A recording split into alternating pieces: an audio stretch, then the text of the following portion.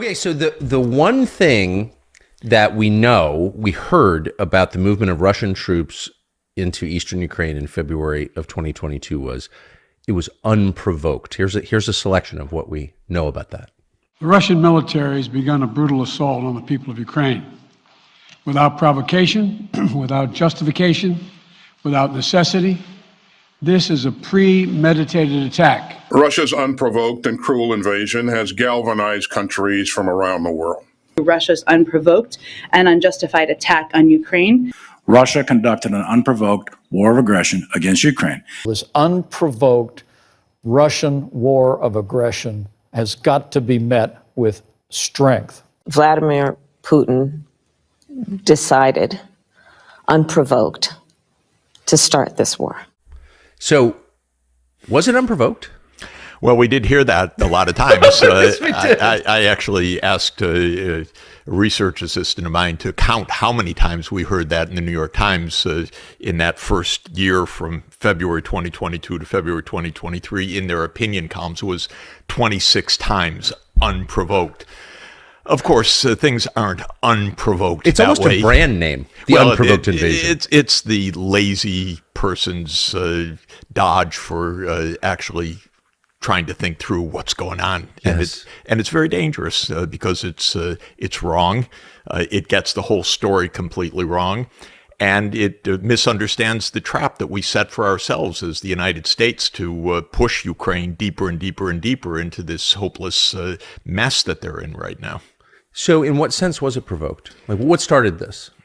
Basically, it started very simply, which is that the United States government, let's not call it the U.S. people, they had nothing to do with this, but the U.S. government said, we're going to put Ukraine on our side, and we're going to go right up to that 2,100-kilometer border with Russia. We're going to put our troops and NATO and maybe missiles, whatever we want, because we are the sole superpower of the world, and we do what we want.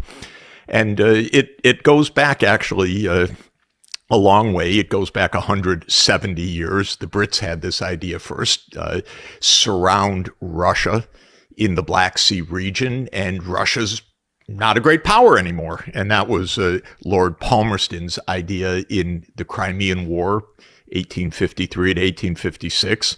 And the Brits taught us what we know about empire. And they basically taught us the idea, Russia, it needs an outlet. It needs an outlet to the Middle East. It needs an outlet to the Mediterranean. You surround Russia in the Black Sea.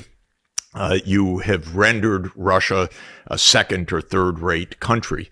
And Zbig Brzezinski, one of our lead geostrategists of the current era, wrote in 1997, let's do this.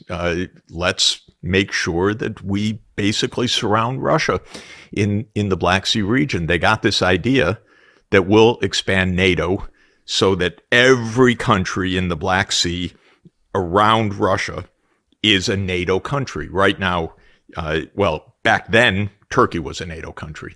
But we said, okay, we'll get Romania and Bulgaria, and we'll get Ukraine, and we'll get Georgia. Now, Georgia, not our Georgia, Atlanta, Georgia, Georgia of the Black Sea. We used to call it Soviet Georgia. Yes, Soviet Georgia, if you want to call it that. Home of Stalin. It's not NATO North Atlantic. It's way out there on the eastern edge of the Black Sea region. People can look at a map.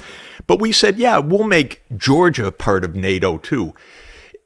And the reason was very clear, and Zbig was very explicit about it, that this is our way to basically dominate Eurasia. If we can dominate the Black Sea region, then Russia's nothing. If we make Russia nothing, then we can basically control Eurasia, meaning all the way from Europe to Central Asia, and through our influence in East Asia, do the same thing. And that's American unipolarity. We run the world. We are the hegemon. We are the sole superpower. We are unchallenged.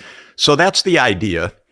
But why would you want that? Why would the Brits want that? Why does the U.S. State Department want that? What about Russia, which is not actually much of an expansionist power, is so threatening?